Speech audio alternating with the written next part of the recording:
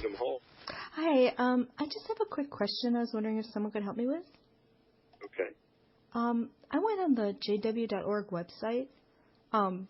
These witnesses I know in our neighborhood, they're always talking about it. So, I mean, I think it's the right website, but I just wanted to ask you about something I was reading about in the latest Watchtower. Okay. It's October. I know it's not October, so I don't know if you've seen it, but the article is called Stay Faithful Through the Great Tribulation. And then it's talking about everybody else being destroyed and stuff. And then, let's see, I was particularly looking at one paragraph. It's talking about the governing body, a change will take place regarding the brothers who take the lead on earth. At some point, all anointed ones who are still on earth will be gathered to heaven to share in the war of Armageddon. This means that the governing body will no longer be with us on earth. However, the great crowd will remain organized. Capable brothers from among the other sheep will take the lead. And then it says your survival depends on listening to these other brothers from the other sheep. Does that sound like it's on your website? It does. Can you tell me the title of the article? You're in the October study article, yeah. Study edition. I did. It says, Stay Faithful Through the Great Tribulation. Oh, is that typical stuff then? I mean, I don't...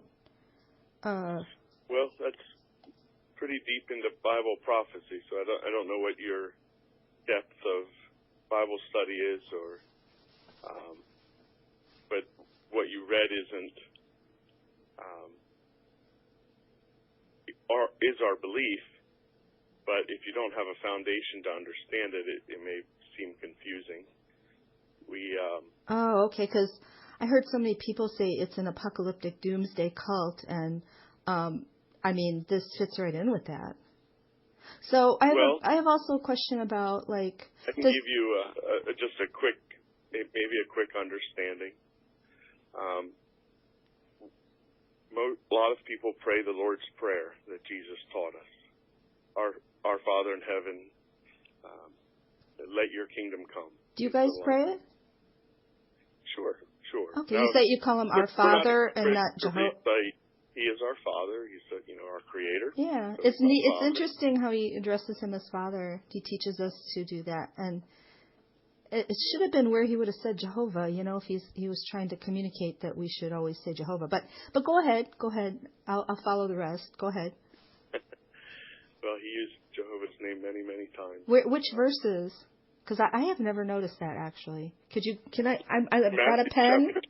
Matthew 6, 9, and 10 is where the Lord's Prayer is. Oh, no, I meant where did Jesus say Jehovah? You said he used it many times? I don't know them off the top of my head, but give me a few minutes. Okay. I'll put them up. Okay. Thinking about his Father. But he talks about the kingdom. Let your kingdom come. And a kingdom is a government. So his government will come. And the way that Jehovah is going to solve the world's problem is by letting his kingdom once again rule over the earth. What will that mean for the rest of the earth's governments? Well, we won't need to have those anymore because God's kingdom will be ruling over the earth. And what better ruler could you have than Jesus Christ as a king? Think of his personality that was shown when he was on earth, his desire to heal people and to raise the dead, which is a hope in the Bible, to bring those who have died back to life, and to heal those who are sick, for people not to be living in poor health or poor economic condition. He's going to solve all of those problems so no one on earth is in pain anymore. So that's really, if you're trying to choose someone who's going to run a government, that's the guy you want to pick. But there is Jehovah God has standards. Certainly, we read in the Bible how Jehovah hates violence. He hates immorality. He wants families to stick together, married couples to stay together, raise their children. That was his original purpose, as he stated to Adam and Eve way back in the Garden of Eden. I want you to take care of the earth and fill the earth. So that meant having children and raising those children, and those children getting married and having children, and on down through time. But you're aware, I'm sure, you sound like you're a Bible reader, of the rebellion that happened there in the Garden of Eden. The big questions were asked. Do we need God to be our ruler? Can we do it ourselves? And if you look at history, we haven't done too good at taking care of one another, have we? Look at the world conditions. Wars, famines, diseases. So time has proven and given evidence that mankind needs God to rule over them. And so the Bible in prophecy promises that at a date in the near future, that is what's going to happen. God's kingdom is going to rule. Do you have a date like currently, or did they kind of stop setting the dates and stuff? Yeah, people would try and... No. I don't mean people, but I mean your leaders, that were said to be the faithful slave. So don't say people. You're right from the faithful slave there. The God's channel predicted many dates. No, certainly the Bible, and even Jesus said, no one knows the day or the hour. Yeah, that's why to me, that's a huge problem, their history.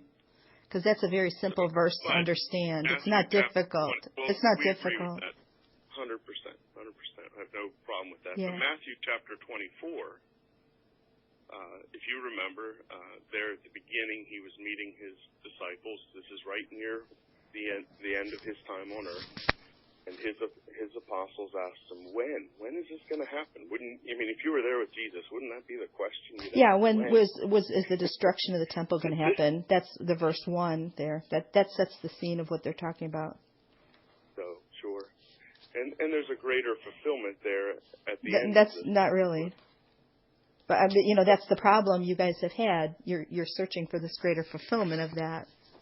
But when you read the parallel accounts in Mark and Luke, there's too much specific geography mentioned, too many specific things. Mentions the Roman army fleeing Judea. Mentions very local things, and I don't see any explanation of those things. It couldn't have a greater fulfillment. It's a very specific to that time. Sure, and I'd be happy to get into that. Well, their history has proven they don't understand it. Because now, where do you get the overlapping generation? So really, they do still have a time parameter set. Is there a certain year that the overlapping generation would run out? No, there's no specific year. The Bible really only gives us a season. But the overlapping generation about people's lives overlapping with the previous ones, that has a time limit. So they're still predicting a date in the parameter. Sense that human beings have lifespans. Yeah, and that's so what they probably make a guess. Yeah, that's how they talked about it. Yeah, so it still has a time parameter. I guess they could add another overlap when that runs out. Sure, another 100 years, then maybe we did get it wrong. But there's a lot of evidence to prove that this is the time period we're living in. That's what they said when the organization first started. How long do you think they can really keep up with this? Till people are going to start to wonder about it. Did you ever read Deuteronomy 18:20 through 22? Sure, I've read the entire Bible. Yeah. So what does it tell you about Jehovah's arrangement to discern false prophets in Deuteronomy 18:20 through 22? Well, it really sounds like you have an objective here today. Mm-hmm. If you would like time spent to answer the questions, I'd be happy to go through the Bible verses and explain how we get there. but it sounds like you have a different objective. It's really simple. It tells you that when people predict what I'm going to do here with you on the phone today. What people predict in the name of Jehovah, if it doesn't come true, in the Old Testament time, they would be stoned for that, because saying you speak for Jehovah, he doesn't really go for that if he's not telling you something, because then God's people wouldn't have anything accurately, word from the Lord. So, he said, definitely don't, they're false if what they say in his name doesn't come to pass. And they have said many things in the name of Jehovah, using almost those specific words, calling things the Creator's promise, God's dates, not ours. They even have a magazine that asks who is the prophet for today, and pointing to themselves. So when you consider the Bible, and if you really believe the Bible, just Thank you for your call today. I appreciate it. We have our meeting times posted on the building or on our website. You're welcome. Well, it's Jehovah's arrangement that I don't follow them.